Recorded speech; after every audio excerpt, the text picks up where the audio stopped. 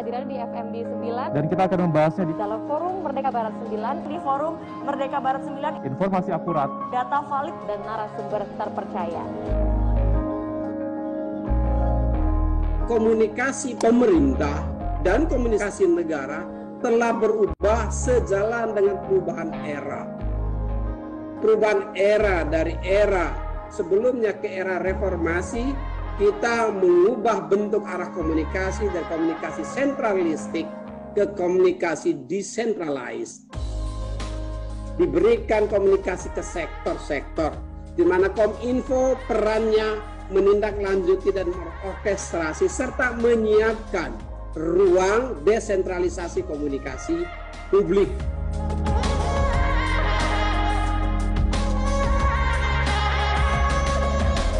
Forum Merdeka Barat 9 atau FMB 9 adalah forum dialog yang menghadirkan perwakilan pemerintah, lembaga hingga profesional di bidangnya dalam mengupas tuntas isu-isu kebijakan dan program pemerintah.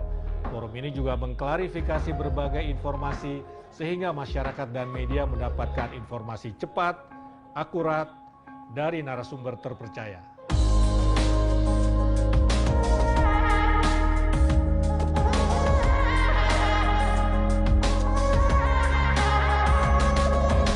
Kominfo dan media adalah mitra yang erat.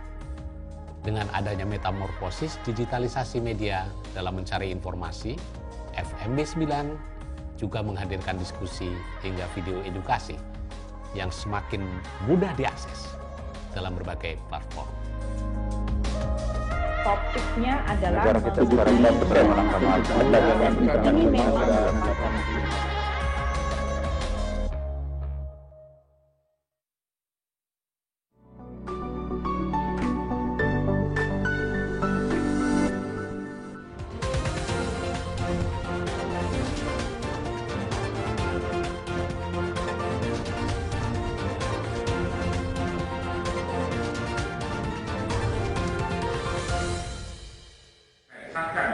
secara resmi BPH tahun 2023.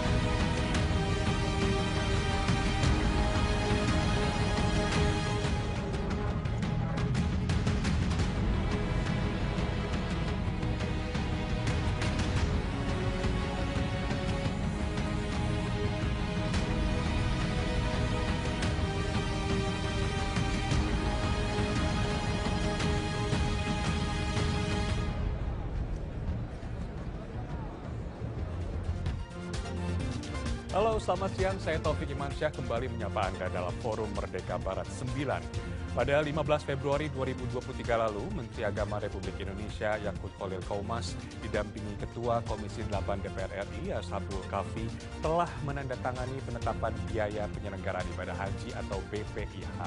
Biaya haji tahun 2023 yang harus dibayarkan jemaah haji sebesar 49,8 juta rupiah atau 55,3% dari total biaya haji sebesar 90,05 juta rupiah. Kenaikan biaya ibadah haji tersebut bertujuan untuk memperhatikan aspek keadilan dan kesinambungan pengelolaan dana haji. Nah, berbicara mengenai pengelolaan keuangan haji, Kementerian Agama mendorong Badan Pengelola Keuangan Haji atau BPKH untuk mengoptimalisasi pengelolaan dana haji agar bisa bermanfaat bagi jemaah haji yang masih mengantri di tahun-tahun berikutnya. Biaya penyelenggaraan haji naik bukan berarti tanpa alasan. Pemerintah menjamin layanan haji akan lebih maksimal dan berkesinambungan untuk tahun-tahun berikutnya termasuk juga masa tunggu bagi calon jemaah haji. Dan untuk menjabarkan seperti apa pengelolaan dan komponen biaya haji 2023, Forum Merdeka Barat 9 hari ini akan mengangkat topik penyesuaian biaya haji 2023 yang akan membahas penyelenggaraan haji di tahun 2023 dan juga komponen penyebab kenaikan biaya haji. Nah, bagi rekan-rekan media yang nanti ingin bertanya, silakan menuliskan pertanyaan di kolom chat Zoom dan nanti akan kami bacakan saat sesi tanya jawab berlangsung. Baik, sebagai pengantar dialog hari ini, kita saksikan terlebih dahulu informasi berikut ini. Biaya yang harus dibayarkan oleh calon jemaah haji tahun ini sebesar 49,8 juta rupiah. Besaran ini diambil dari 55,3% total biaya penyelenggaraan ibadah haji atau BPIH senilai 90 juta rupiah. Sementara 44,7% sisanya ditanggung oleh dana nilai manfaat sebesar 40 juta rupiah. Besaran biaya ini disepakati dalam rapat dengar pendapat antara Panja Haji Komisi 8 DPR dan Panja Haji Pemerintah pada Rabu 15 Februari 2023. Karena itu kita coba lihat dulu di BPKH-nya konfigurasi pemakaian keuangannya seperti apa. Sehingga nanti apakah benar ini 55,3 beban jamaah dan 44,7 beban nilai manfaat. Kami menyadari bahwa pemangkaian nilai manfaat ini memang harus kita jaga. Satu, menjaga istitoah, yang kedua, keberlanjutan keuangan haji kita terjaga dengan baik. Kalau dari sisi besaran tentu ini masih besar ya, tapi pencapaian kita untuk menurunkan ini sudah saya kira sangat jauh, luar biasa. Pemerintah dan DPR telah bersepakat besaran BPIH yang tadi disampaikan oleh Ketua Panja yang terdiri dari BP yang dibayar langsung oleh jemaah haji dan besaran penggunaan nilai manfaat.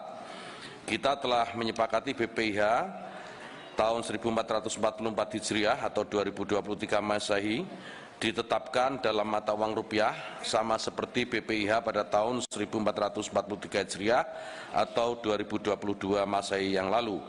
Meskipun tentu kita sama-sama memahami bahwa sebagian besar biaya operasional haji dibayarkan dalam mata uang asing, Saudi Arabian Rial dan US Dollar. Kita sepakat bahwa besaran rata-rata biaya penyelenggaraan ibadah haji tahun 1444 Hijriah untuk jemaah haji reguler per jamaah sebesar 90.050.637,26 sen rupiah. Selama ini jumlah jamaah haji Indonesia adalah yang terbesar sedunia. Hal tersebut sudah menjadi tugas pemerintah untuk melayani para jemaah haji sehingga bisa menjalankan ibadah haji dengan baik. Pemerintah juga menjamin pelayanan kepada jemaah haji terkait fasilitas seperti penerbangan, transportasi, penginapan, dan catering.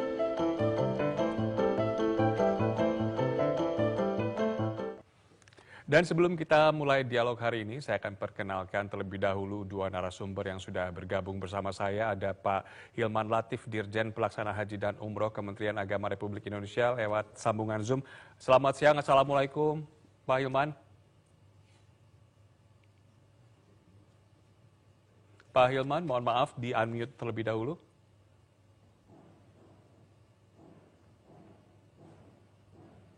Pak Hilman.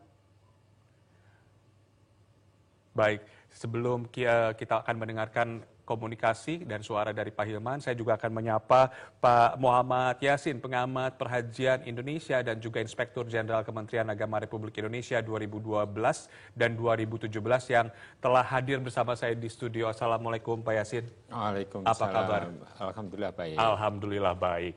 Baik, sebelum kita akan bertanya kepada Pak Hilman dan komunikasi kita kembali tersambung, saya akan bertanya dulu kepada Pak Yasin. Tadi kita sudah dengarkan bahwa biaya haji untuk tahun 2023 ini kan sudah ditetapkan ada kenaikan sebesar 49,08%. Jika dibandingkan dengan negara-negara tetangga, tadi saya lihat juga ada headline yang mengatakan bahwa biaya haji Singapura juga naik. Sebenarnya Indonesia ini naiknya cukup signifikan atau bagaimana dibandingkan dengan negara-negara tetangga? Ya, khusus Indonesia ini berbeda dengan Singapura. Mungkin ada kemiripan dengan Malaysia, tapi ada hal-hal yang tertentu yang memang harus dibedakan dengan Malaysia, kan khususnya adalah jumlah jamaah haji yang berangkat. Kalau di sana itu kuotanya kan dapatnya hanya sekitar 31 Sedangkan di Indonesia itu ya kalau 1% dari total populasi orang yang beragama Islam atau penduduk Indonesia yang beragama Islam itu mestinya 200.000 lebih. Tapi kira-kira kan kesepakatannya 155.000 lah, sekian seperti itu. Nah, sehingga jumlah terbesar jamaah haji untuk negara-negara di dunia ini yang paling besar ya Indonesia.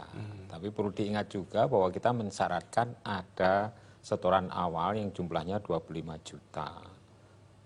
Kemudian berkumpul setoran awal ini di dana yang dikelola oleh BPKH, Badan Pengelola Keuangan Haji itu sekarang itu posisinya kurang lebih 166 triliun. Nah, 166 triliun ini ada kewajiban dari BPKH untuk melakukan pengembangan. Dalam pengertian untuk menginvestasikan sehingga dana itu menjadi lebih banyak, mendapatkan untung walaupun orientasinya tidak profit oriented organization. Tapi termasuk ini lembaga nirlaba ya, non profit organization, tapi kan ada kewajiban untuk mengembangkan itu. Sama tabung haji di Malaysia. Nah, misalnya kalau kita memotong Kompas itu dana haji Malaysia atau tabung haji Malaysia yang mengelola dana haji Malaysia itu mampu mengembangkan walaupun di saat Covid dia malah untung lebih banyak. Misalnya saja tabung haji Plantation itu untungnya 10,7 triliun rupiah tuh ekuivalensinya ya. Tahun sebelumnya adalah 10,4 jadi 0,3 triliun tuh perbedaannya itu. Jadi kan ada katakanlah margin keuntungan yang lebih baik walaupun di masa Covid gitu. Nah, kembali ke BPKH. Duitnya 166 triliun dikelola ya untuk dikembangkan. Pada saat sebelum tahun 2017, 2016 itu dana yang ada di Kementerian Agama atas setoran awal plus bunga atau plus nilai manfaat dari sukuk atau SBSN, dari deposito dolar, real dan juga rupiah, yaitu keluar nilai manfaatnya ya, yang kembali lagi ke deposito ya keluar lagi manfaatnya, itu totalnya adalah 91 triliun. Bisa memberangkatkan jamaah haji dengan pemberian kemurahan hampir sebesar 50%. Saya tidak menganggap subsidi karena ini bukan subsidi. Nilai manfaat itu sebenarnya duit masyarakat yang harus dikembalikan, nilai manfaatnya itu kepada siapa? Kepada calon jemaah haji. Yang berikutnya? Nah, yang pada saat yang bersangkutan, tahun yang bersangkutan, setiap tahun kan keluar nilai manfaat, bukan habis itu. Kalau subsidi itu artinya kan uang yang diada-adakan untuk membantu. Loh, ini uang dari masyarakat yang kembali kepada masyarakat untuk meringankan biaya dan untuk meningkatkan kualitas penyelenggaraan ibadah haji, termasuk pemondokan, termasuk transportasi di Arab misalnya, dan lain sebagainya, termasuk layanan makan dan lain sebagainya itu.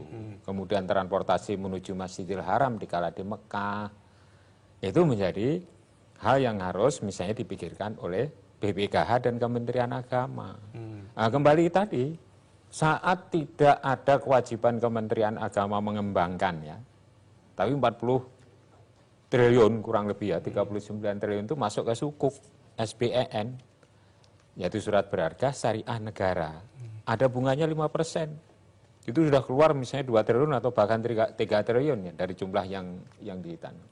Ini kan tinggal nambah-nambah.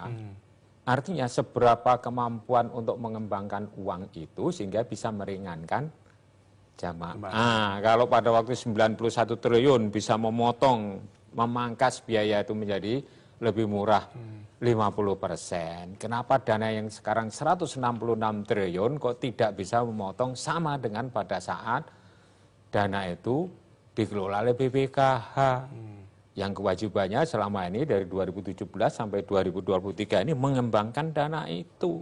Mestinya dapatnya duit mesti lebih banyak. Pertanyaannya, berapa nilai manfaat yang diperoleh oleh BPKH itu yang senyatanya? Dari sukuk, dari deposito, dari investasi lain, emas misalnya, atau portfolio, surat berharga. Tuh.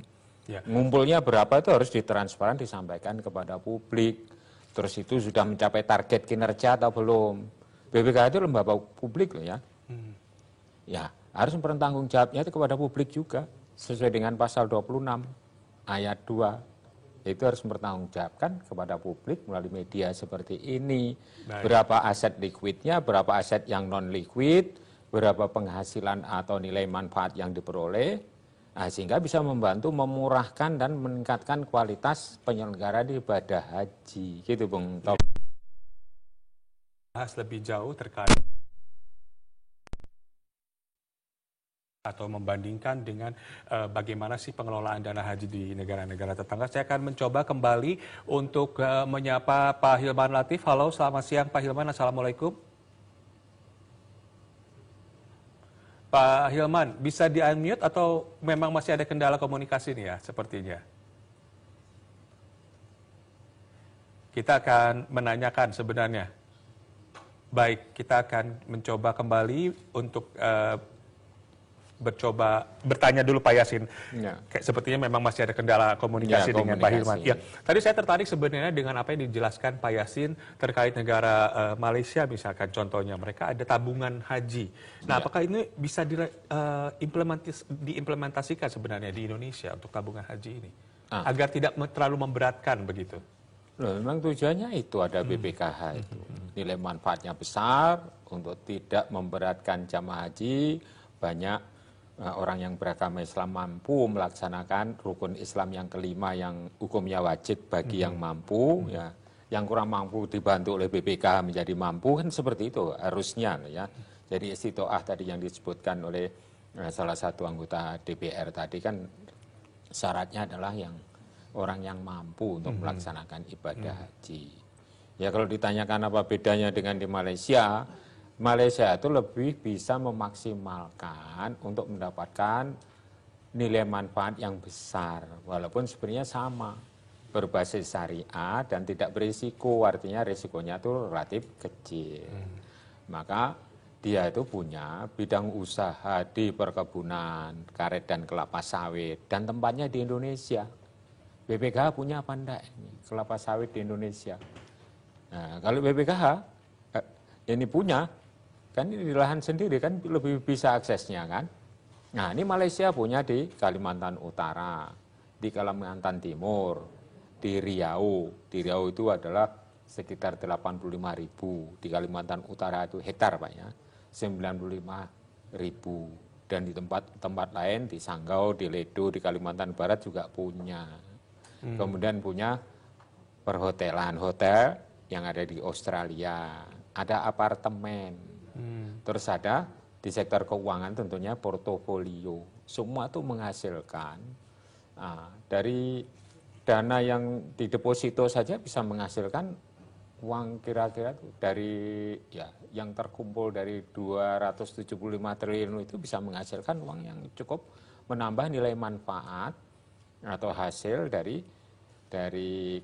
apa itu namanya tabung haji Malaysia. Ya, tabung haji itu THM ya, tabung haji. Kalau kita BPKH di sana THM lah gampangnya untuk menyebutkan. Jadi lebih bisa memaksimalkan nilai manfaat sehingga bisa membantu untuk meringankan walaupun dia menetapkan ongkosnya itu 100 ya, 100 juta. Tapi faktanya dia itu jamaahnya hanya lebih kecil sekitar 38,6 juta. Ya kan, Pak? BP-nya kecil. Nah kembali lagi ke BPKH, BPKH kok nggak bisa, uangnya kan sama ya dengan yang ada di tabung haji. Tapi dia bisa memutar ke perdagangan, ke perkebunan, ke perhotelan, jasa-jasa yang lainnya yang sifatnya tidak berisiko tinggi dan menghasilkan return atau nilai manfaat yang juga tinggi. Ya, itu artinya investasi yang harus dilakukan oleh BPKH untuk meningkatkan nilai manfaat itu harus betul-betul tepat ya, sehingga nilai manfaatnya juga bisa dirasakan oleh jemaah haji begitu ya Pak. Tapi saya kira itu perlu merubah regulasi. Undang-Undang 34 tahun 2014 itu. Karena uang itu faktanya tersebar di perbankan, bank syariah, bank konvensional, dan juga sukuk. Kalau dia mau berinvestasi kan perlu menarik modal. Bisakah perbankan itu ditarik modalnya misalnya yang ada ditaruh di salah satu bank A gitu. Ada 30 triliun, kita mau pakai 20 triliun, bisa apa enggak? Banknya kan pasti mengeluh nih, likuiditas saya terganggu kalau diambil segitu. Dia kan juga harus, katakanlah, melakukan kegiatan sesuai dengan standar operasional perbankan. Harus lending operation kan. Itu harus juga melakukan investasi di bidang keuangan, misalnya dibelikan saham-saham yang blue chip misalnya dari uang haji itu oleh perbankan yang bersangkutan. Kalau serta-merta ditarik, apa bisa mampu untuk kegiatan hotel misalnya ya, terus kemudian untuk apartemen, untuk perkebunan, untuk perdagangan dan lain sebagainya itu. Nah, ini regulasinya harus diubah bahwa bank harus menyediakan berapapun yang diminta. Kalau berapapun yang diminta bentuknya adalah giro. Giro itu kan setengah cash. Nah, atau bukan setengah cash maksud saya itu liquid ya, very liquid ya. Uang yang ada dalam bentuk giro itu ditarik berapapun bisa. Dan nilai manfaatnya kecil kalau giro itu, sangat-sangat kecil gitu. Nah, kalau sudah terlanjur deposito, dan bahkan program dari sebelumnya bahwa uang itu harus jadi deposito, kan sulit untuk narik, gitu loh. Ya. Nah, kalau saya akan berbicara sedikit terkait dengan ini kan sudah ditetapkan penyesuaian biaya haji 2023. Sebenarnya kalau Pak Yasin sendiri melihat, koreksi saya kalau salah, ada 13 komponen biaya haji yang harus dibayarkan oleh jemaah. Dan 5 diantaranya ini yang lumayan cukup besar dan hingga akhirnya dibuatlah penyesuaian ini. Apa saja sebenarnya Pak Yasin kalau boleh tahu? Ya, jadi yang paling dominan kalau untuk direct cost itu adalah biaya penerbangan. Itu mendominasi kira-kira ya, kalau direct cost itu bisa mendominasi kira-kira 60% lah gitu. Dari total biaya direct cost. Kalau direct cost itu kan untuk living cost dan untuk biaya hotel di Mekah. Itu hanya 800 dan hampir sama 800. Living cost itu kira-kira juga 800 pada saat saya dinas sebagai irjen itu. Mungkin sekarang ya living cost bisa saja 900 atau miliar maksud saya ya. Atau 1 triliun katakanlah begitu. Nah, yang paling dominan mendominasi itu adalah biaya penerbangan luar negeri.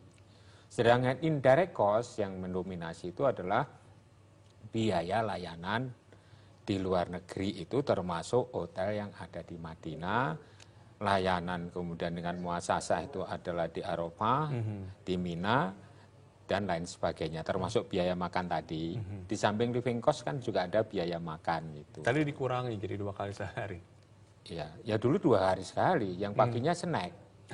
Enggak 3 kali, Malaysia juga 2 kali. Indonesia juga 2 kali, yaitu siang dan malam. Cukuplah itu kan. Kalau makan terus kan nggak ibadah. Gitu ya. Terus di sana. Gitu. Nah, terus yang poin yang penting itu bahwa misalnya untuk hotel ya di Mekah itu yang dominasinya kira-kira kalau dalam direct cost itu ya sekitar katakanlah 20% lah.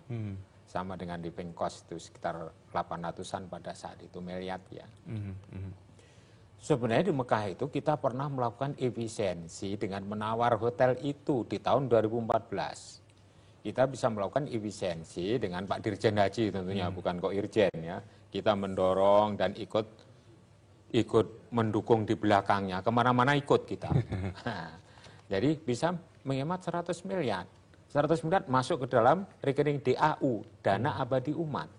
Demikian juga di Madinah. Majmuah tidak bisa ditawar Pak Yasin. Nyatanya bisa. Hemat 40%. Demikian juga catering, bisa juga ditawar. Ini adalah suatu kegiatan yang menunjukkan bahwa kita itu mengedepankan efisiensi walaupun itu di luar negeri. Tidak bisa persis pengadaan barang dan jasa yang memakai sistem di Indonesia, tapi prinsip efisiensi itu harus kita munculkan dengan cara apa? Menawar. Ternyata bisa. Itu bukan sekedar ngomong ya. Kita tuh melihat ya, ini mohon maaf kita sampaikan juga bukan ria atau pamer. Kita tuh ikut terjun dari hotel ke hotel, misalnya kalau di Mekah itu ada 119 hotel yang disewa. Saya ikut terjun satu persatu. Yaitu menanyakan harganya sudah ditawar atau belum dengan tim dari Dijen PHU. Baik. Ya, Dijen PHU kita dampingi terus gitu loh. Dalam pengertian ikut menawar agar menimbulkan efisiensi. Itu gitu, yang jadi catatan pentingnya ya, efisiensi sebenarnya. Nah, kalau tadi menyatakan 90 juta, udah dilakukan efisiensi tawar-menawar atau belum? DPR kok langsung setuju? Nah, baik. ini kan DPR ini kan wakil rakyat. Ya. Kenapa harus begitu kan? Baik, kita akan bahas lebih dalam lagi. Saya akan kembali mencoba menyapa Pak Hilman Latif, Dirjen Pelaksana Haji dan Umroh Kementerian Agama Republik Indonesia. Assalamualaikum Pak Hilman. Waalaikumsalam warahmatullahi wabarakatuh. Akhirnya sudah bisa mendengar dan kita bisa berkomunikasi. Terima kasih telah bergabung bersama kami. Tadi kita sudah membahas sedikit terkait bagaimana pengelolaan dana haji, kemudian nilai manfaat. Tapi yang akan saya tanyakan terlebih dahulu kepada Pak Hilman. Kita tahu bahwa jemaah haji dalam waktu kurang lebih 1 bulan sudah akan diberangkatkan ke Tanah Suci. Sebenarnya kalau kita flashback sedikit, bagaimana sih mekanisme pendaftaran haji di tahun 2023 ini dan terkait batasan umur sampai dengan kuota wilayah yang ditetapkan, Pak Hilman? Baik, terima kasih Pak Taufik. Assalamualaikum warahmatullahi wabarakatuh. Waalaikumsalam. Pak Yasin yang saya hormati, salam kenal. Saya kira ini sudah kita ketahui bersama dan kita bersyukur bahwa akhirnya Indonesia mendapatkan kuota kembali normal ya, 221.000 orang dan 203.000 orang diantaranya adalah jamaah haji reguler. Sementara sisanya itu jamaah haji khusus. Dan kami sejak beberapa bulan yang lalu sudah mencoba memitigasi beberapa hal yang terkait dengan BPIH ini karena kita belajar juga di tahun 2022 yang lalu ya, ketika kuotanya diberikan hanya 47%, dan ternyata kita menghadapi situasi di mana beberapa komponen biaya yang terakhir 2019 yang kita jadikan rujukan, tetapi kita juga harus pahami bahwa dari 2019 ke 2022 itu sudah berjalan 3 tahun. Dan artinya ke 2023 adalah 4 tahun. Nah, dari situlah kemudian kita belajar bagaimana merumuskan biaya-biaya yang akan dibebankan kepada jamaah maupun kepada nilai manfaat. Nah, yang kedua, kami saat ini kita bersyukur juga bahwa untuk tahun musim haji 1444 Hijriah atau tahun 2023 tidak ada batasan usia. Nah, artinya bahwa jamaah yang tertunda tahun 2020 dan juga tertunda tahun 2022 karena ada batasan usia, insya Allah berkumpul di tahun 2023.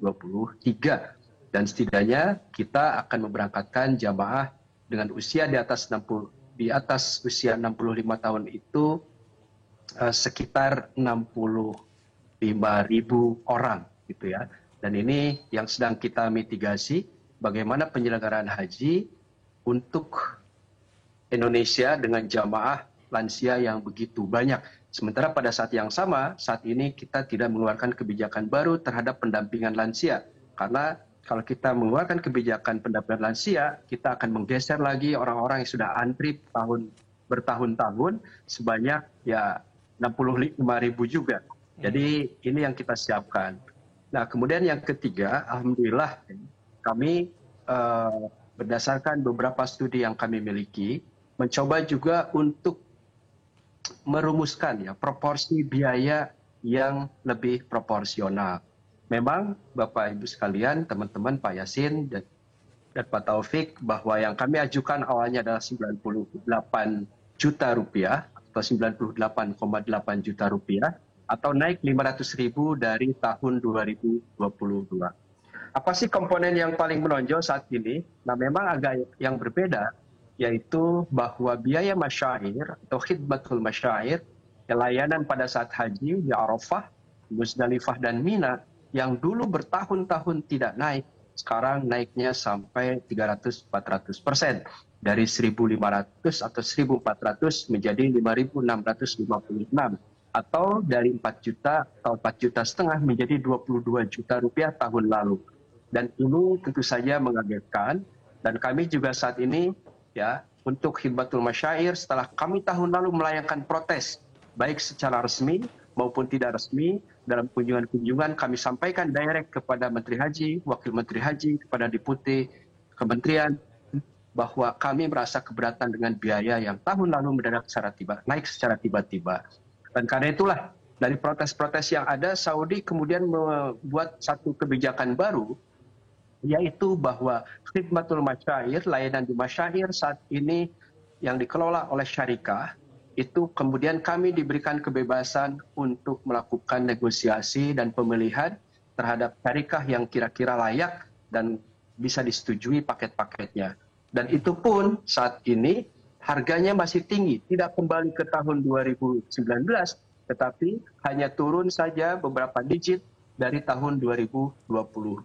Nah, oleh karena itulah kemudian kita melihat bahwa biaya untuk tahun ini 90 juta ya, yang berdasarkan kesepakatan kami dan DPR dari 98 ke 90 juta kami anggap sebagai satu kompromi gitu ya, satu kompromi di mana memang untuk tahun ini jamaahnya sangat beragam.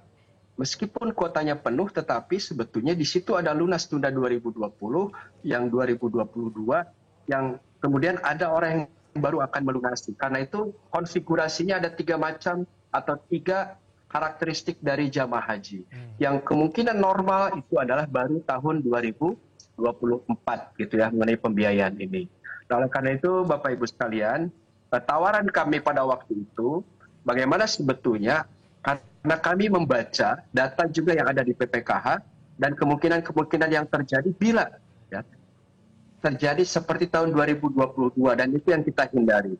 Oleh karena itu alhamdulillah ya, dengan komposisi yang ada 49,8 juta saat ini yang dibebankan kepada jamaah sudah menunaikan kewajibannya di atas 50%. Artinya komposisi istitoahnya juga sudah terjaga. Saya kira itu beberapa poin yang ingin saya sampaikan. Baik, tapi tadi terkait dengan Anda juga sempat menyampaikan bahwa banyak atau puluhan orang atau ratusan ribu orang masih mengantri hingga beberapa tahun lamanya. Mungkin salah satunya termasuk Anda yang saya tahu ya, juga belum berangkat haji dan masih dalam antrian begitu. Apakah ada formula sebenarnya Pak Hilman untuk mengurangi masa tunggu ini dan sejauh ini sudah berapa data jamaah haji yang sedang menunggu untuk diberangkatkan dan yang sudah mendaftar? Ya, jadi kalau dalam undang-undang yang disebut dengan jamaah haji adalah mereka yang sudah melakukan setoran haji dan mendapatkan porsi gitu ya. Nah, saat ini jumlah orang yang berada dalam kategori jamaah tunggu itu ada 5,3 juta orang, gitu ya. Dan saat ini juga pemerintah Saudi maupun di kita itu sedang berdiskusi banyak cara yang paling tepat untuk mengurangi antrian haji di seluruh dunia, termasuk Indonesia yang antriannya cukup lama. Ya. Tapi yang paling lama tentu saja kita tahu Malaysia, karena di Malaysia bisa sampai 140 tahun untuk berangkat haji ini. Nah, bulan Januari tahun ini ya kemarin mengikuti satu seminar atau Muktamar Haji dan Umrah di Saudi Arabia dan mereka kemudian mendiskusikan kemungkinan-kemungkinan di masa depan terkait dengan upaya memfasilitasi lebih banyak lagi jamaah haji. Kalau saat ini katakanlah 2,5 sampai 3 juta orang, maka bisakah tahun-tahun ke depan untuk layanan di Arafah dan Mina itu jumlahnya bisa menjadi 2 kali lipat. Sebagai contoh ya, Saudi sudah melakukan Tausi'ul Mina, perluasan Mina yang di Indonesia dikenal dengan Mina Jadid. Ya, tapi bagi pemerintah sana Mina itu hanya satu, ya, hanya diperluas saja. Jadi tidak ada yang disebut dengan Mina Jadid, gitu ya. Yang kedua, saat ini juga saya kemarin melihat beberapa desain bagaimana di Mina tenda-tenda itu akan ditingkat, Pak. Akan ditingkat, yang itu juga sebetulnya masih menjadi perdebatan di kalangan para ulama sana ataupun di Arafah, apakah tenda-tenda itu layak ditingkatkan atau tidak secara syar'i, gitu ya. Karena berdoanya harus langsung ke langit, Pak. Kalau terhalang sama orang tidur di atas, ya enak juga doanya di Arafah, gitu ya, ataupun di Mina. Nah, yang ketiga, saat ini juga ada pikiran bahwa mungkin ke depan, karena Mina itu sempit ya, Arafah juga sebegitu adanya, bahwa mungkin nanti ke depan akan ada perubahan fikih haji, Pak. Bahwa boleh jadi nanti itu jamaah tidak mabit di Mina selama 2 malam atau 3 malam seperti saat ini, tetapi hanya mampir beberapa jam saja untuk melakukan jumroh. Dan karena itu mereka akan kembali ke hotel. Berarti isunya adalah bagaimana mengenai flow dari jamaah yang berbagai belahan dunia ke Arafah, ke mana? Ke Jamarat gitu ya. Kemudian balik lagi ke hotel. Nah, ini juga masih menjadi isu. Tapi intinya bahwa upaya untuk mengurangi ya, antrian yaitu adalah dibukanya keran yang semakin luas bagi jamaah haji di seluruh dunia termasuk Indonesia. Nah, dalam perspektif Indonesia, ini terakhir yang saya sampaikan adalah bagaimana dengan skenario untuk setoran awal yang kami lihat saat ini sudah kurang proporsional dan insya Allah kami sedang merumuskan dan akan kami sampaikan juga kepada publik dan mudah-mudahan tidak ramai lagi. Tetapi itu penting juga untuk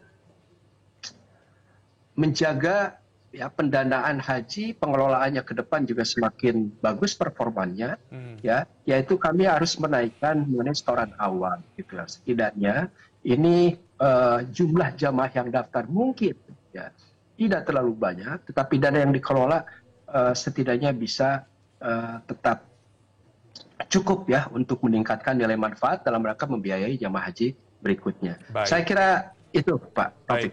Pak Hilman, tadi ada beberapa catatan yang bisa saya highlight sedikit soal berharap bahwa Indonesia akan mendapatkan penambahan kuota haji mengingat orang yang berminat untuk berangkat ke Tanah Suci semakin banyak setiap tahunnya dan semoga saja antriannya tidak cukup panjang. Dan tadi ya akan ada mungkin penyesuaian lagi di tahun depan untuk biaya awal pendaftaran haji. Nah, terkait biaya tadi saya sempat bertanya dan berdiskusi dengan Pak Yasin bahwa ada beberapa komponen biaya haji yang menyebabkan penyesuaian biaya haji ini memang harus dilakukan oleh pemerintah dan juga Kementerian Agama khususnya. Apa saja sebenarnya selain akomodasi, kemudian visa mungkin, kemudian juga biaya transportasi, penerbangan, apa saja. Lalu bagaimana sebenarnya bagi calon haji ini yang sudah mendaftar tapi tidak memiliki kemampuan untuk membayar pemenuhan biaya haji 2023 ini? Ya, baik. Saya kira ini penting ya, mengenai direct cost dan indirect cost ini selalu menjadi pertanyaan. Dan kami tentu saja juga sudah cukup lama mendapatkan catatan lah ya, bahwa sebetulnya direct cost-nya itu berapa sih gitu. Nah, sekarang kita hitung Pak, ya biaya penerbangan katakanlah 32 juta rupiah, akomodasi di Makkah saat ini 15 sampai 18 juta rupiah. Gitu. Akomodasi di Madinah katakanlah 4 sampai 5 juta rupiah. Nah, kemudian juga living cost ya, kita saat ini turun menjadi 750 real. Dan kemudian ada visa dan terpenting juga adalah layanan masyair gitu ya. Untuk hajinya saja saat ini adalah sekitar 20 juta rupiah Pak. 18 sampai 20 juta rupiah yang dulu itu hanya 4 juta. Nah, belum itu dihitung dengan makan ya, katakanlah makan 4 sampai 5 juta rupiah, kemudian di Makkah dan di Madinah sampai 17 kali misalnya. Nah, itu sebetulnya dari 90 juta itu mungkin 80 juta itu direct cost semua Pak, atau bahkan 85 jutanya direct cost.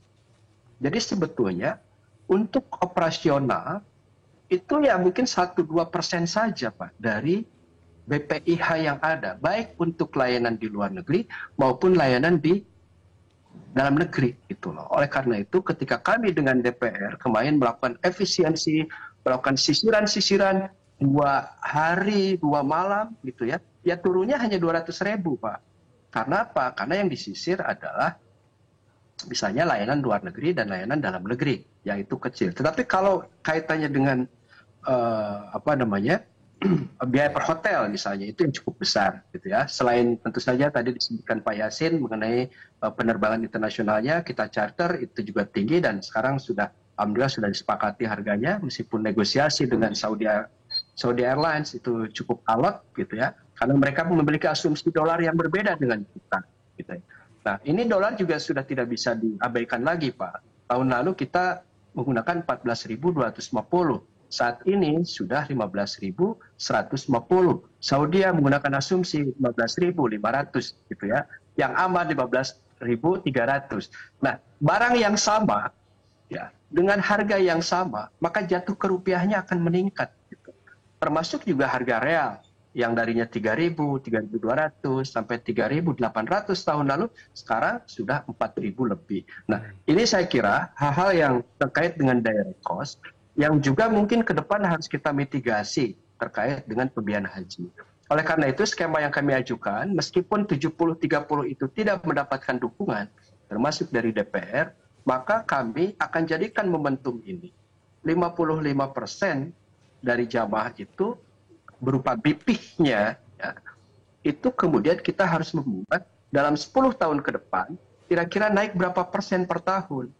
Hitung juga inflasinya per tahun berapa, dan kemudian akan kita umumkan kepada masyarakat bahwa prediksi 2024 akan sekian, 2025 sekian, 2026 sekian, dan ya karena mereka itu setorannya dulu hanya 25 juta, kami sudah meminta kepada BPKH untuk menyiapkan skenario agar masyarakat bisa top up, gitulah, bisa nabung, bisa nambah dari setoran awalnya yang dulu 25 juta, ada uang 1 juta ditambah, ada uang 100.000 dimasukin, ada uang 2 juta dimasukin, sehingga dalam 1 tahun 2 tahun itu mereka lebih siap. Nah, kemudian yang terakhir pertanyaannya tadi, bagaimana dengan jamaah yang tidak mampu berangkat tahun ini? Nah, kalau dalam konsep istitoahnya, Pak, bukan hanya biaya saja sebetulnya yang menjadi pertimbangan atau menyebabkan orang tidak berangkat, tetapi juga adalah mengenai kesehatan, mengenai kesibukan kerja, ya, mengenai kondisi di rumah, ya, ataupun tentu saja di sini biaya. Dan hingga kini kami memang belum mendapatkan laporan apakah ada jamaah yang mengundurkan diri yang akan berangkat tahun 2022 ini karena tidak sanggup membayar pembiayaan pelunasan. Saya kira itu, Pak. Baik. Tadi kalau misalkan berbicara soal skema pengelolaan dana haji sebenarnya seperti apa, dan saya akan bertanya ini kepada Pak Yasin. Mungkin Pak Yasin ketika mengelola haji ini di tahun 2012 sampai 2017, ada catatan yang bisa dipelajari sebenarnya dari biaya penyelenggaraan ibadah haji atau BPIH, apa saja yang bisa dipelajari walaupun memang sekarang ini terkait inflasi, kemudian ada juga kurs dan lain sebagainya, faktor ekonomi yang mempengaruhi penyesuaian biaya haji. Tapi jika kita belajar dari tahun-tahun sebelumnya, apa kira-kira yang bisa disampaikan Pak Yasin? Ya, jadi kalau biaya haji selama saya di Kemenak dulu, 2012 sampai 2017 ya, nah itu Kementerian Agama yang saat itu mengelola dana haji setoran awal yang jumlahnya tadi saya sampaikan itu 91 triliun, dan saat itu biaya hajinya adalah sekitar 60 juta sekian, itu mampu mengenakan biaya atau mengenakan biaya kepada jamaah haji untuk sampai lunasnya itu hanya nambah 10 juta, kurang lebihnya 35 juta, ya. Kan naik demi tahun, naik sampai tahun 2023 ini tentunya. Tapi yang kenaikan yang paling drastis adalah ya pada tahun 2023 ini, sebagaimana tadi yang disampaikan oleh Pak Dirjen, ada komponen kenaikan khususnya adalah di akomodasi dan di masair. Ini ya contohnya di 2016 ya? Iya, jadi seperti itu komponen biaya penerbangannya itu yang paling tinggi memang di situ, yaitu biaya luar negerinya. Kemudian kalau yang di indirect cost itu memang layanan di luar negeri itu adalah ya di Madinah, terus kemudian juga pada di Arafah dan tadi Mina dan Musdalifah itu. Yaitu. Jadi 3,3 kalau yang di direct cost-nya itu 3,9 ambil 4 triliun. Itu mampu kemudian diberikan bantuan dari dana yang dikelola itu oleh Kementerian Agama. Jadi setoran awal yang ngumpul dan nilai manfaatnya 91 triliun tadi, itu 50%, sehingga 35 juta. Kan ringan. Nah sekarang dikelola oleh lembaga yang di dalamnya ada penugasan untuk mengembangkan dana itu pada investasi yang aman. Dan jumlah dananya 166 triliun, kok tidak bisa melakukan, katakanlah, mereduksi biaya-biaya yang tadi disebutkan dalam direct cost dan indirect cost itu yang ada di dalam negeri dan di luar negeri. Mestinya harus sama seandainya ada kenaikan. Jadi yang menjadi pertanyaan itu, kita tidak mempermasalahkan bahwa ada biaya naik itu memang wajar. Tapi kemampuan untuk mengembangkan dana yang sudah terkumpul itu, apabila itu nilai manfaatnya itu bisa maksimal, maka kenaikan harga yang tadi disebutkan oleh Pak Dirjen itu tidak jadi masalah bagi BPKH. Sekarang target kinerjanya tuh berapa triliun yang akan bisa diperoleh dari dana yang dikelola 165 triliun itu harus transparan kepada publik. Di awal tahun harus menyampaikan target kinerja saya sekian gitu misalnya. Jadi menyusun indikator kinerja, kemudian target kinerja dan evaluasinya. Dari target saya, misalnya target kami di BPKH misalnya mendapat 15 triliun, oh kenyataannya 10 triliun, ya disampaikan aja ke publik. Gitu. Jangan diam-diam saja melakukan suatu kegiatan yang sama dengan pada saat dana itu dikelola oleh Kementerian Agama. Loh, kalau begitulah apa gunanya didirikan BPKH? Itu kan yang menjadi pertanyaan itu, Pak Taufik. Ya, tadi bagaimana dengan biaya masyair yang memang ditetapkan naik oleh pemerintah Arab Saudi tadi ya, perjalanan ke Arafah, Mina dan Musdalifah. Itu ketika pemerintah Arab Saudi menaikkan harga, ya pemerintah Indonesia tidak bisa berbuat apa-apa. Jadi harus bisa ada penyesuaian. Sebenarnya ada forum negosiasi, itu pembahasan dengan pihak sana. Tentunya Pak Dirjen sudah melakukan itu mungkin ya, dan mudah-mudahan sudah ada penurunan harganya. Tapi komponen-komponen lain yang memang layanan-layanan lain itu kan yang di luar negeri itu, khususnya adalah di Arab Saudi itu kan banyak. Tidak hanya sewa tenda dan bermukim di Arafah, kemudian Mina dan Musdalifah kan tidak hanya itu saja. Termasuk transportasi dari Madinah ke Mekah atau dari Jeddah ke Mekah misalnya seperti itu kan mesti dilakukan. Nah, itu yang bisa dinegosiasikan lagi sehingga kehematan-kehematan itu bisa muncul dan disampaikan ke publik bahwa akhirnya ketemu 90 juta misalnya ya, harus disampaikan sudah negosiasi atau belum. Kalau belum berarti ya tidak bisa melaksanakan kehematan keuangan negara gitu. Yang seharusnya itu harus menjadi contoh tuh. Lembaga seperti Kementerian Agama itu untuk banyak melakukan kehematan penggunaan keuangan negara dan keuangan publik, termasuk dana masyarakat itu. Sehingga kehematan itu bisa spillover-nya itu pada kegiatan positif untuk meringankan biaya haji itu. Kalau dikatakan subsidi, saya kira juga tidak pas subsidi, mau itu duitnya jamaah haji atau calon jamaah haji. Dan setiap tahun keluar nilai manfaatnya, tidak akan habis itu. Dari aspek kelanjutan, pinter-pinternya BPKH sekarang mengelola dengan baik. Dalam mengelola dan menimbulkan nilai manfaat yang maksimal. Jangan apa adanya saja. Baik, kita sudah mendengarkan banyak terkait masukan-masukan apa yang harus dilakukan oleh pemerintah untuk mengelola dana ibadah, dana penyelenggaraan haji ini agar memberikan nilai manfaat yang lebih kepada para jemaah, termasuk dari penjelasannya Pak Hilman tadi terkait apa saja sebenarnya komponen biaya yang menyebabkan adanya penyesuaian ongkos haji 2023. Nah, selanjutnya saya yakin teman-teman yang sudah bergabung, teman-teman media khususnya dan juga masyarakat sudah penasaran nih, ingin bertanya, dan saya akan mencoba membuka pertanyaan yang sudah masuk lewat kolom chat Zoom. Saya akan bacakan satu persatu. Ada Kiki dari Koran Gala Bandung. Ini kepada Pak Hilman pertanyaannya pertama. Bagaimana sebenarnya calon jemaah haji tahun ini ditetapkan berangkat, tapi tadi dia tidak bisa melunasi sisa ongkosnya, dan ini kasusnya banyak ternyata Pak Hilman. Bagaimana solusinya? Ya, jadi gini, sampai saat ini kami belum pernah mendapatkan data ataupun laporan Pak terkait dengan banyaknya gitu ya jamaah haji yang tidak bisa melunasi BPIH gitu. Wong BPIH baru diumumkan dan nanti per embarkasi kan nanti biayanya beda-beda kan. Nah ini saya tidak tahu ini data dari mana, tetapi menurut kami saat ini biaya yang sudah diajukan sudah proporsional, artinya masih dalam daya jangkau calon jamaah yang akan berangkat tahun ini, gitu ya. Nah, bagaimana kalau misalnya nanti ada kasus, ada jamaah yang tidak bisa berangkat, tentu saja kita juga mendorong untuk bisa berjuang sama-sama, karena memang menyelenggarakan atau berangkat haji itu dalam Al-Quran maupun hadis atau berbagai sumber lainnya itu juga perlu persiapan yang matang, yang siap, ya, istitoah maliyah, istitoah badaniyah, gitu ya, kemudian istitoah kesehatan juga saat ini, gitu ya, dan lain sebagainya.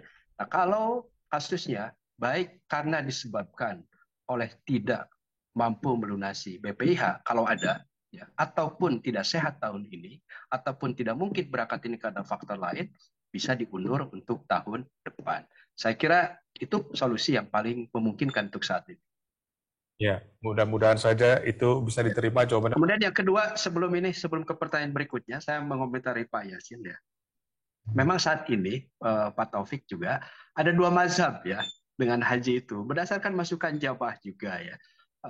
Pak Dirjen katanya ini haji sekarang ini terlalu mewah, hotelnya terlalu bagus, di Masyair ada kasur, gitu ya, di Arafah ada kasur, di Mina itu kasurnya, ya, kita jadi tidur. Tidak seperti dulu, katanya. Dulu kita betul-betul merasakan getirnya, gitu ya, perjuangan untuk melaksanakan haji.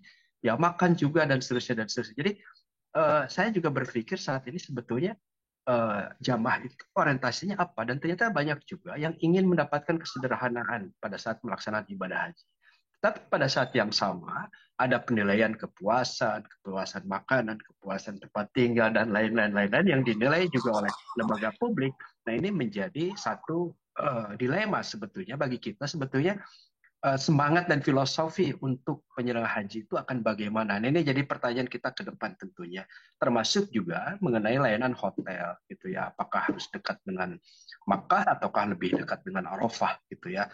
Saat itu dari periode Pak Yasin juga sudah ditetapkan, ya, jaraknya sekian dan seterusnya, itu sebagai standar. Nah, standar yang sama bila kita ikuti tentu saja secara biayanya juga menjadi cukup tinggi, gitu ya. Tetapi kalau kita lepas dari itu dengan konfigurasi yang lebih lentur, nah, ada konsekuensi juga pada layanan jamaah. Misalnya hotel menjadi lebih jauh, lebih murah, lebih terjangkau selama masih ada bus sholawat dan lain-lain. Ini pikiran-pikiran ini muncul dalam rangka kompromi, ya, antara kemampuan jamaah dan juga layanan yang harus kami sediakan. Nah, terakhir terkait dengan ini, saya sebetulnya membaca data-data, justru kami ingin seperti, ya, kalau Kemenagnya, ya, seperti zaman periodenya Pak Yasin, gitu ya, bahwa persentase jamaah, ya, BP-nya terhadap BPIH itu waktu itu kan sampai 70%, 75 atau 65, 68, gitu ya. Nah, jadi sebetulnya ini yang ideal, kecuali memang apa yang disampaikan Pak Yasin tadi, BPKH cukup produktif untuk ke depan dan meningkat beberapa digit lah untuk hasil investasinya. Karena saya berdiskusi juga dengan mitra-mitra kami di Saudi, apa sebetulnya bayangan Anda kalau Anda dalam posisi saya untuk saat ini, ya, untuk haji ke depan. Kata mereka yang saat ini menjadi syarikah, you have to start investment instead of spending. Bahwa kita tidak cukup saja saat ini dengan membelanjakan biaya haji, karena pasti akan mahal, akan naik. Tapi kalau Indonesia mulai berinvestasi di sana, dari segi penginapan, transportasi, dan lain, atau akomodasi, konsumsi, dan sebagainya, dapur, ataupun investasi yang lain, maka kemudian itu akan membantu. Karena kalau kita tidak masuk ke level itu, kita akan ngejar terus kenaikan biaya-biaya. Saya kira itu. Baik, terima kasih Pak Hilman. Kita akan mencoba untuk melihat pertanyaan berikutnya. Ada dari media atau mungkin dari masyarakat yang telah mengikuti dialog ini. Oke, dari Hilmi Setiawan dari Jawa Pos. Ke Pak Hilman lagi nih, kapan sebenarnya jemaah harus mulai melakukan pelunasan? Ada fenomena jemaah yang membatalkan daftar haji di sejumlah daerah.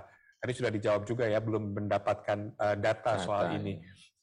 Kapan sebenarnya untuk mulai pelunasan, ya Pak Hilman?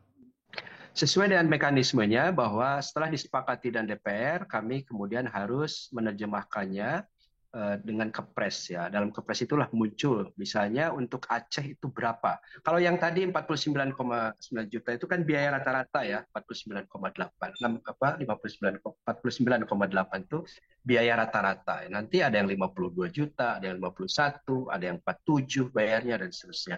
Nah, ini pelunasan akan dilakukan setelah kepres keluar dan kami berharap pada bulan Maret dalam waktu 1 bulan jamaah sudah bisa melakukan pelunasan.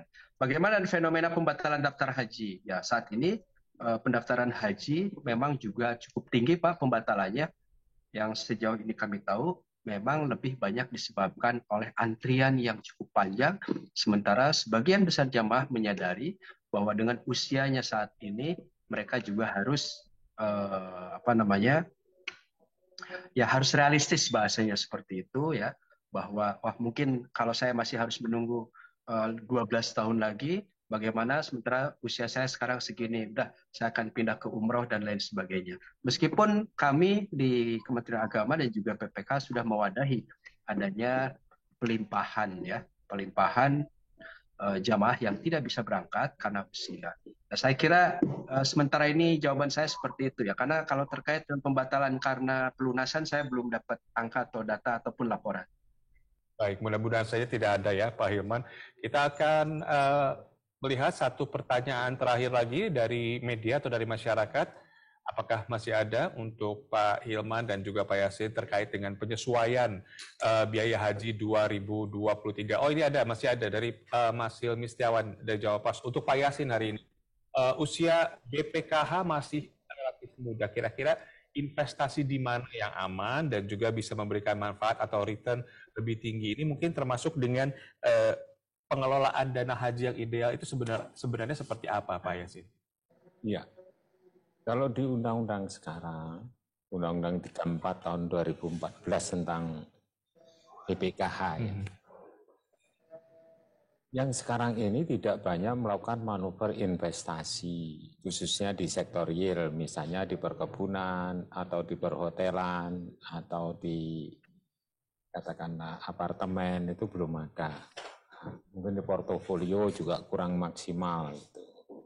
Yang jelas, ketidakmaksimalan dari BPKH itu bukan karena usianya muda atau karena ya, itu kan ada persyaratan untuk masuk, yaitu orang yang mengenal untuk mengembangkan dana itu, kenal dunia bisnis dan punya jaringan untuk bekerja sama. Nah, faktanya misalnya kalau kita merefer pada tabung haji Malaysia itu, dia punya anak perusahaan dan dia berkolaborasi dengan perusahaan-perusahaan lain yang menimbulkan return yang aman, walaupun itu di sektor real, begitu. Faktanya keuntungan itu selalu naik walaupun di masa pandemi yang saya sampaikan tadi.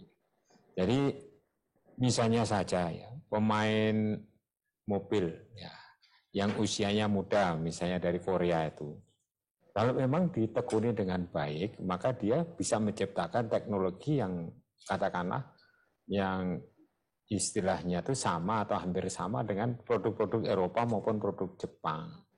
Demikian juga walaupun BPKH itu baru, tapi kalau orangnya itu terpilih secara teliti dan mereka profesional di bidangnya, pasti akan bisa melakukan kemampuan untuk mengalokasikan dananya itu untuk memilih investasi yang bisa mendatangkan nilai manfaat yang maksimal. Itu. Jadi tidak muda dan tuanya ya. Negara tua yang tidak maju juga banyak, misalnya negara yang muda yang merdekanya itu baru-baru saja juga relatif lebih cepat di dalam melakukan pengembangan dan memajukan negaranya. Misalnya Singapura itu kan juga 63 dibanding Mesir misalnya yang sudah lama sekali dia tuh ada tuh negara itu. Korea juga lebih muda dari Indonesia, tapi lebih maju di bidang-bidang tertentu, misalnya dalam teknologi informasi maupun otomotif dan lain sebagainya. Intinya bagaimana pengelolaannya? Begitu. Bagaimana pengelolaannya dan memilih orang-orang yang memang sesuai dengan keahliannya. Ya, istilahnya the right man in the right place. Jadi yang mampu mengembangkan itu jangan hanya didasarkan atas kenal Atau hanya dari sisi integritasnya saja tapi tidak bisa mempunyai kemampuan mengembangkan, kan nanti tidak bisa maksimal itu yang dihasilkan oleh BPKH itu. Itu Bung Taufik. Baik, ini pertanyaan yang sama juga untuk Pak Hilman ini. Sebenarnya bagaimana sih pengelolaan yang ideal dan juga efektif dan juga aman yang bisa memberikan manfaat atau return lebih tinggi nantinya, Pak Hilman? Ya, ini lebih tepat ke BPKH ya. Jadi nanti saya khawatir saya memasuki ruang ini ya. Tapi ya tentu semua sepakat bahwa BPKH juga kita dorong untuk melakukan investasi dan bahkan membuat semacam ya anak perusahaan seperti disampaikan Pak Yasin tadi, betul gitu ya. Misalnya saat ini mereka sudah punya bank muamalat, ya kira-kira nanti apa yang akan dilakukan dengan akuisisi bank itu ya dalam segi pembiayaan yang lebih akseleratif. Yang kedua tentu saja harapan dari mitra-mitra kita bahwa saat ini ekosistem ekonomi haji dan umroh kan belum terbangun kuat gitu ya. Jadi kami dalam 1 tahun terakhir ini mengkampanyekan penguatan ekosistem ekonomi haji agar produk-produk dari dalam negeri itu pun juga bisa bersaing dan dapat digunakan pada saat pelaksanaan ibadah haji. Ribuan ton beras ya untuk jamaah haji dan umroh ya, daging, rendang, sayur bayur dan lain sebagainya yang selama ini yang menurut Al-Quran surat Al-Hajj ayat 28 liyashhadu manafi'a lahum itu masih dikuasai oleh entitas bisnis dari Thailand, Vietnam dan China ya, plus Malaysia. Jadi terakhir rendang kita sudah menggunakan rendang Thailand tahun lalu, tahun ini rendang Malaysia yang sudah masuk, dan kita memiliki komitmen untuk mendorong penguatan ekosistem ekonomi haji itu. Nah, karena kita ini belum terbangun ekosistem, memang investasinya agak besar, ya, termasuk sebetulnya bagaimana sustainabilitas dari bisnis yang terkait dengan haji, pelayanan haji ini juga sudah harus menjadi bagian dari Indonesia, yang kita tidak hanya berperan sebagai konsumer dengan spending 17, 18, sampai 20 triliun mungkin nanti setiap tahun dan itu habis dalam 1 bulan, tapi kita juga ada manfaat ya yang bisa kembali kepada masyarakat, petani, nelayan dan sebagainya. Nah, BPKH juga sudah harus bisa melihat itu sebagai satu peluang bahwa keterlibatan mereka untuk memperkuat ekosistem ekonomi haji juga pertama mungkin ke depan itu akan mengurangi biaya-biaya yang atau kita bisa melakukan lebih banyak efisiensi, ya termasuk dengan hotel-hotel yang kapasitas besar. Kami sudah koordinasi juga dengan asosiasi-asosiasi. Yuk, kalau BPKH sewa atau beli manajemen dalam 2-3 tahun hotel-hotel tertentu yang mendapatkan tempat bagi di mata ya travel umroh mungkin akan dipakai gitu ya, dan ini sudah kita sosialisasikan. Ya, mudah-mudahan ini juga terus berkembang karena memang saat ini beberapa hotel sudah disewa oleh Malaysia sekian tahun ya, kita pun sama.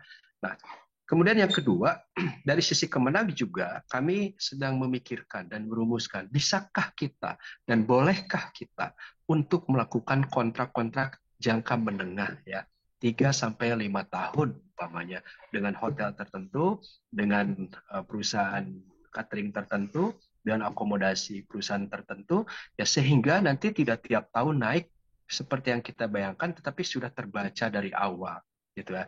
Dan itu juga punya dampak bagi kita dalam memberikan peluang bagi Indonesia dalam rangka untuk melakukan ekspor komoditas-komoditas yang diperlukan, gitu. Nah, saat ini kan memang kami akui belum bisa melakukan kontrak-kontrak yang bahkan untuk medium terms contract gitu ya, kita belum sampai ke situ, dan kami baru mempelajari beberapa kontrak milik negara lain yang sudah berani melakukan itu termasuk Malaysia, sehingga nanti enak Pak kalau komoditas Indonesia masuk ya, mitra-mitra dapur-dapur kita itu yang menjadi mitranya Kementerian Agama atau pemerintah Indonesia juga sudah siap untuk menampung produk-produk dari Indonesia secara konsisten, baik melayani jamaah haji maupun umroh. Saya kira ya ada bayangan ke situ ya. Mungkin mudah-mudahan BPK segera tahun ini sudah COVID sudah lepas, dan saat ini mudah-mudahan mereka bisa lebih agresif. Saya kira itu aja. Mudah-mudahan saja optimalisasi pengelolaan biaya ibadah haji ini bisa segera dilakukan ya. Terima kasih atas pernyataannya Pak Hilman. Dan sebelum kita mengakhiri dialog hari ini, saya akan memberikan kesempatan kepada masing-masing narasumber untuk memberikan pernyataan penutup. Pertama dari Pak Yasin, harapannya ke depan penyelenggaraan ibadah haji Indonesia ini seperti apa? Ya, jadi masing-masing lembaga ini kan didukung oleh dua lembaga, BPKH dan Kementerian Agama. Ini harus close cooperate, artinya secara dekat harus bekerja sama untuk mencari efisiensi untuk pengeluaran biaya atau penyewaan yang ada di luar negeri. Itu kan menjadi poin penting. Jadi poin yang harus diefisienkan itu adalah biaya maksimal dari direct cost itu maupun indirect cost itu, khususnya penerbangan dan layanan haji di luar negeri, khususnya di Saudi Arabia itu, yang tadi sudah dijelaskan, itu harus ditawar, jangan dibiarkan saja. Terus yang kedua, BPKH harus bisa berperan aktif di dalam mengembangkan yaitu nilai manfaat dari dana yang dikelolanya. Jadi melebihi dari apa yang dilakukan oleh Kementerian Agama.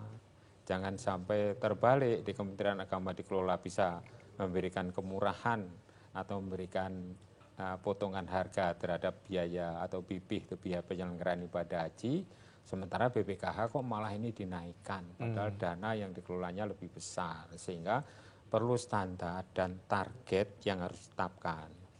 Dari dana yang dikelola, aset-aset yang liquid yang bisa dimanfaatkan untuk investasi, itu targetnya berapa triliun, itu nilai manfaat yang akan yang ingin dicapai di tahun yang bersangkutan.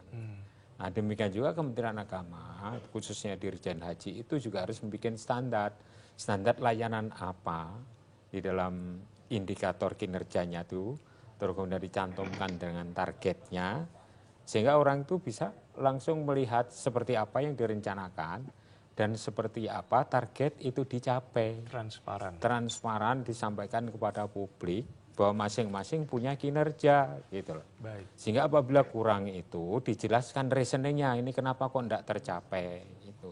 Nah, selama ini belum kita dengar dari BPKH khususnya ya. Nah, lebih bagus juga dari Kemenag khususnya Dirjen Haji itu semua harus memasang target seperti itu yang bisa dievaluasi oleh siapapun. Transparan disampaikan, itu bentuk transparansi dan akuntabilitas dari dua lembaga itu kepada publik, karena dananya adalah dana dari umat itu aja ya. Baik, terima kasih Pak Yasin. Terakhir dari Anda Pak Hilman, singkat saja apa harapannya untuk penyelenggaraan ibadah haji 2024 ke depannya? Baik, terima kasih. Saya kira semangatnya sama Pak. Kita mendorong untuk semakin terbuka, semakin transparan dan akuntabel dalam penyelenggaraan ibadah haji ini. Dan kita tentu saja juga terbuka ya, berdiskusi dengan berbagai pihak. Kami juga menggandeng berbagai pihak ya, perguruan tinggi maupun pusat-pusat studi untuk ya, merumuskan dua hal. Tadi disampaikan pertama oleh Pak Yasin ya, mengenai standar layanan. Insya Allah sebagiannya sudah ada. Yang kedua adalah standar pembiayaan. Dan ini juga penting bahwa ke depan proyeksi pembiayaan haji sudah bisa terbaca dengan baik dan standar yang jelas untuk layanan maupun standar biayanya. Karena saya kira kita tidak bisa setiap tahun itu harus berdebat panjang, polemik di media setiap saat ya untuk biaya haji per tahun.